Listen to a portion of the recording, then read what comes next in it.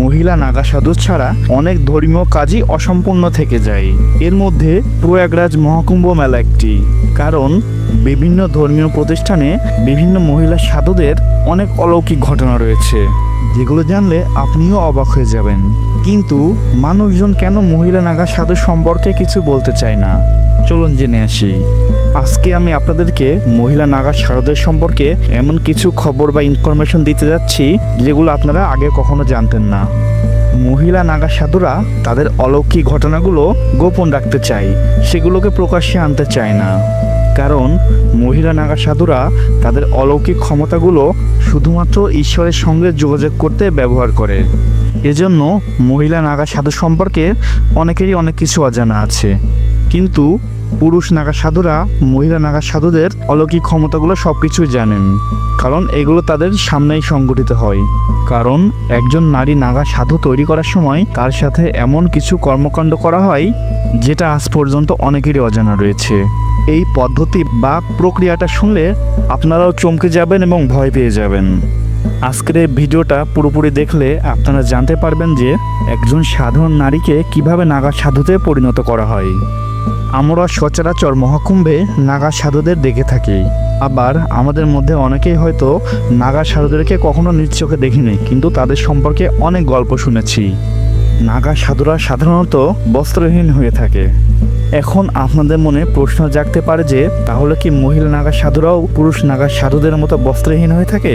তারাও কি বস্ত্রহীন অবস্থায় ধ্যান এবং চলাফেরা করে? আমরা সাধারণত সবাই জানি যে প্রত্যেকটা নাগা সাধুদের চুল অনেক বড় হয়ে থাকে এবং তারা বস্ত্রহীন অবস্থায় থাকেন এবং তাদের পুরো শরীর জুড়ে ছাই মাখানো থাকে। কিন্তু নাগা সাধুদের সম্পর্কে এমন কিছু অবাক করার তথ্য আছে যেগুলো হয়তো অনেকেই আমরা জানি না। নাগা সাধুরা সাধারণত অন্যান্য সাধুদের থেকে পুরোটাই আলাদা। সাধারণ সাধুরা যে কোনো জায়গাতে বিচরণ করতে পারে, যেটা নাগা সাধুরা করেন না, এবং সাধারণ সাধুদের জীবনযাত্রাও নাগা সাধুদের থেকে আলাদা। নাগা সাধুরা তাদের তপস্যার জন্য লোকালয় থেকে অনেক অনেক দূরে অবস্থান করে, যেখানে কোনো মানুষ বা প্রাণী সহজে প্রবেশ করতে পারে না, এবং দীর্ঘ কয়েক বছর টানা তপস্যার পরে একজন সাধু নাগা সাধুতে পরিণত হন।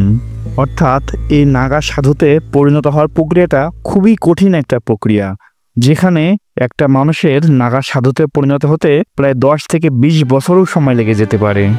কারণ নাগা সাধু হওয়ার জন্য কয়েকটি বা অনেকগুলো স্তর পার করতে হয়। যখন একজন সাধু সবগুলো স্তর পার করে সর্বশেষ স্তরে উন্নীত হন, তখন তিনি নাগা সাধু হিসেবে পরিচিত হন, এবং এই প্রক্রিয়াগুলো বছরের পর বছর চলমানই থাকে। কেউ যদি নাগা সাধুতে পরিণত হতে চায় তাহলে তাকে আগে নাগা সাধুদের আখড়ায় প্রবেশ করতে হয়। নাগা সাধুদের একটা আখড়া থাকে এবং সেখানে সমস্ত নাগা সাধু সন্ন্যাসীরা থাকেন। এজন্য কোনো ব্যক্তি যদি নাগা সাধুদের আখড়ায় প্রবেশ করে এবং সে নাগা সাধু হতে চায়, তাকে প্রথমে পরীক্ষা করে নেওয়া হয়, এবং পরীক্ষা করার পর ওই নাগা সাধু সন্ন্যাসীদের মধ্যে কয়েকজন মিলে সিদ্ধান্ত নেয় যে সে আসলে নাগা সাধুতে পরিণত হতে পারবে কিনা। যদি মনে হয় যে হ্যাঁ এ নাগা সাধু হতে পারবে, তখন তাকে ওই সাধুদের দলে অন্তর্ভুক্ত করা হয় এবং বছরের পর বছর তাকে তপস্যা করানো হয়। কয়েক বছর তপস্যা করার পর যখন তিনি নাগা সাধুতে পরিণত হওয়ার জন্য প্রস্তুত হন, তখন তাকে কয়েকটা স্তর পার হতে হয়। এছাড়া তখন তাদের বিভিন্ন ধরনের আত্মত্যাগেরও পরীক্ষা করা হয়। এর মধ্যে প্রথম প্রক্রিয়া হচ্ছে ব্রহ্মচর্য, যেটার মাধ্যমে ওই মানুষটাকে মহাপুরুষ বানানো হয়। এই প্রক্রিয়ায় তাকে কিছু রুদ্রাক্ষ দেওয়া হয়, যেটা শরীরে ধারণ করতে হয়, যে রুদ্রাক্ষগুলো সচরাচর অন্যান্য নাগা সাধুদের দেহেও দেখা যায়। এরপরে তাদের চুলগুলো নতুন করে কেটে দেওয়া হয়। অনেক সময় এই ট্রান্সপারেন্ট প্রক্রিয়ায় অন্য কাউকে নিজের শরীরও দান করা লাগতে পারে। এমতাবস্থায় সে পুরো পৃথিবীর কাছে এবং তার পরিবারের কাছে মৃত হয়ে যায়। এরপর সে তার সাধনা বল দ্বারা ভগবানের মধ্যে বিলীন হয়ে যায়। এরপর সর্বশেষ আরেকটা প্রক্রিয়া আছে, যে প্রক্রিয়াটি করার জন্য বিভিন্ন ধরনের আচার অনুষ্ঠানেরও আয়োজন করা হয়, এবং এই প্রক্রিয়ার মধ্যে লিঙ্গ ভাঙা প্রক্রিয়াটাও আছে। সাধুদের লিঙ্গ ভেঙে দেওয়া হয়, কারণ তারা এই পুরো জগতের কামনা বাসনা থেকে মুক্ত থাকেন। এই সবগুলো প্রক্রিয়া যখন সম্পন্ন হয়, তখন সে পুরোপুরি নাগা সাধুতে রূপান্তরিত হয়ে যায়। এতক্ষণ আপনারা দেখলেন যে একজন পুরুষ নাগা সাধু কিভাবে তৈরি করা হয়। এবার আমরা জানবো মহিলা নাগা সাধু কিভাবে তৈরি করা হয়। কোনো মহিলা যদি নাগা সাধুতে পরিণত হতে চায় তাহলে তাকে আগে সাধুদের আখড়ায় আসতে হবে এবং 10 থেকে 15 বছর প্রচুর পরিমাণে বিভিন্ন ধরনের ব্রহ্মচর্য পালন করতে হবে। সেখানকার সাধুরা যদি মনে করে যে এই মহিলা ব্রহ্মচর্য পালন করতে সক্ষম, তখন সেই মহিলাকে দীক্ষা দেওয়া হয়। নাগা সাধু হতে হলে কঠোর তপস্যা, ইচ্ছাশক্তি এবং ধৈর্য থাকতে হবে, কেননা এটা 10-20 বছরের একটা প্রসেস। একজন মহিলাকে নাগা সন্ন্যাসী হতে হলে প্রথমে তাকে আরেকজনকে নিজের শরীর দান করতে হয় এবং পুরুষ নাগা সাধুদের মতো মহিলাদেরকেও তার মাথার সবগুলো চুল কেটে দেওয়া হয়। মহিলা নাগা সাধুরা প্রত্যেকদিন সকালে ভোরবেলা উঠে স্নান সেরে ভগবানের আরাধনায় সারাদিন ব্যস্ত থাকেন এবং দুপুরে ভোজনের পরে তিনি আবার স্বয়ং ভগবান মহাদেবের ভজনা করেন এবং সন্ধ্যার পরেও আবার মহাদেবেরই ভজনা করেন। এই সাধুদের আখড়ায় নারী সন্ন্যাসীদের অনেক অনেক সম্মান দেওয়া হয়। যখন কোনো নারী পুরোপুরিভাবে নাগা সাধুতে পরিণত হন, তখন আখড়ার সমস্ত সন্ন্যাসীরা বা নাগা সাধুরা সেই মহিলাকে মা বলে আখ্যায়িত করেন এবং সবসময় মা বলে ডাকেন। কারণ একজন মহিলা তখনই নাগা সাধুতে পরিণত হন যখন সে প্রমাণ করে যে তার এই জড়জাগতিক কোনো পদার্থ এবং তার পরিবারের কারোর প্রতি তার কোনো আসক্তি নেই। অনেক বড় একটা আত্মত্যাগের মাধ্যমে একজন মহিলা এই নাগা সাধুতে পরিণত হয়। একজন পুরুষ নাগা সাধু যেমন বস্ত্রহীন অবস্থায় চলাফেরা করে, একজন মহিলা নাগা সাধুকে পুরোপুরি বস্ত্রহীন অবস্থায় কখনোই রাখা হয় না। এজন্য মহিলা নাগা সাধুদেরকে একটা জাফরান কাপড় তার শরীরে জড়িয়ে দেওয়া হয়। শীত কিংবা বর্ষা যে কোনো ঋতুতেই এটাই হচ্ছে সেই মহিলা নাগা সাধুর বস্ত্র। অবাক করা বিষয় হচ্ছে, সাধুদের আখড়ায় মহিলা নাগা সাধুতে দীক্ষা নেওয়ার জন্য অনেক বেশি বিদেশিরা আসেন, অর্থাৎ সেখানে বিদেশি মহিলা নাগা সাধুদের সংখ্যায় অনেক বেশি।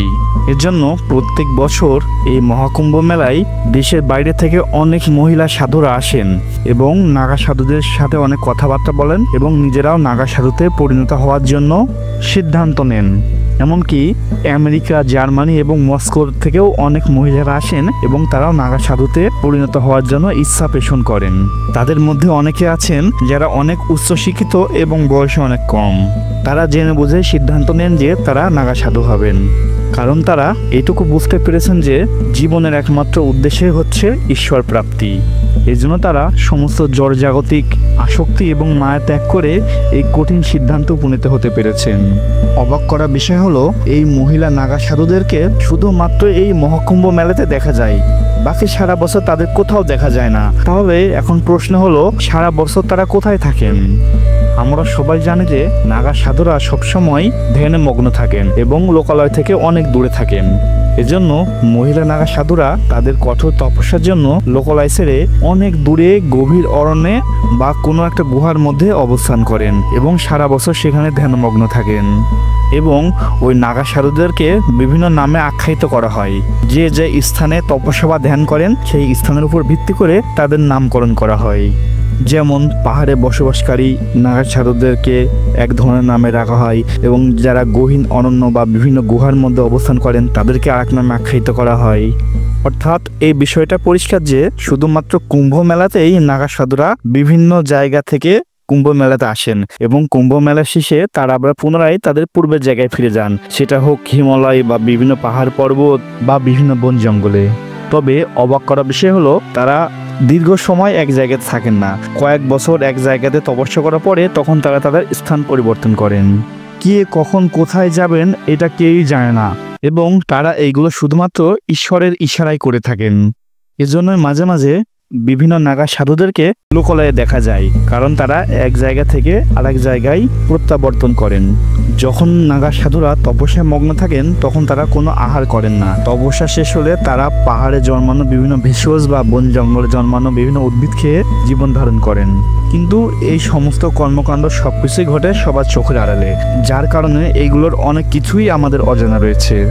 প্রত্যেক নাগা সাধুদের আখড়ায় একজন করে কোতোয়াল থাকেন, তিনি হচ্ছেন ওখানকার প্রধান।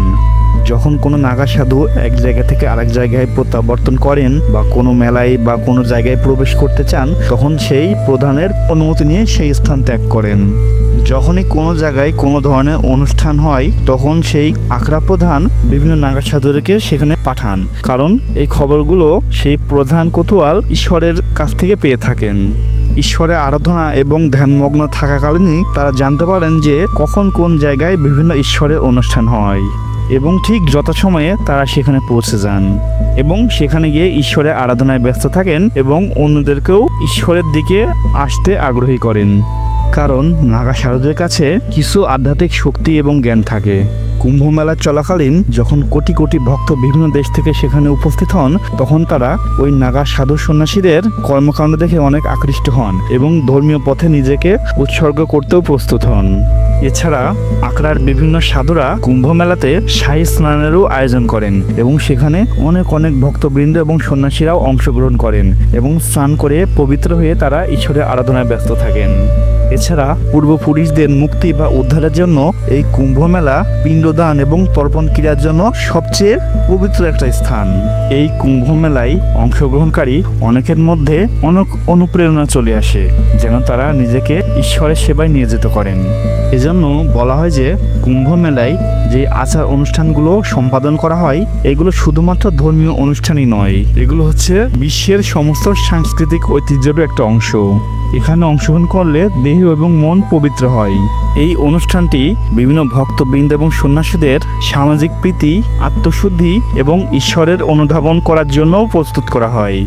এটি ভক্তবৃন্দের আত্মশুদ্ধি এবং ঈশ্বরের উপলব্ধির জন্য অনেক সুযোগ প্রদান করে। তো বন্ধুরা, এতক্ষণে আপনারা নিশ্চয়ই জেনে গেছেন যে পুরুষ এবং স্ত্রী নাগা সন্ন্যাসী কিভাবে কঠোর আত্মত্যাগ এবং পরিশ্রমের মাধ্যমে নিজেকে প্রমাণ করেন এবং নিজেকে ঈশ্বর এবং জনগণের সেবায় নিয়োজিত করেন।